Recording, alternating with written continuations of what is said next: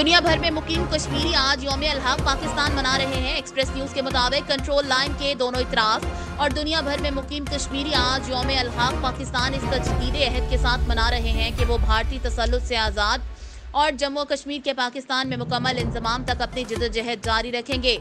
Kashmir media house के मुताबिक 19 जुलाई 1947 को कश्मीरियों के हकीकी नुमाइंदों ने श्रीनगर के इलाके आबे गुजर में सरदार मोहम्मद इब्राहिम खान की रहायशगाह पर ऑल जम्मू कश्मीर मुस्लिम कॉन्फ्रेंस के एक इजलास में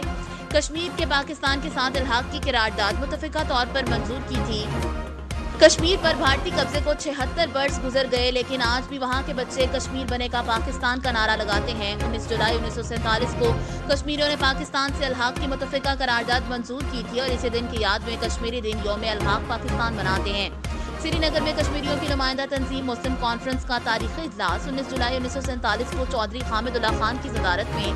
मोहम्मद इब्राहिम खान के घर में हुआ। पाकिस्तान से इल्हाक की करारदाद ख्वाजा गुलामुद्दीन वानी और अब्दुर्रहमान वानी ने पेश की।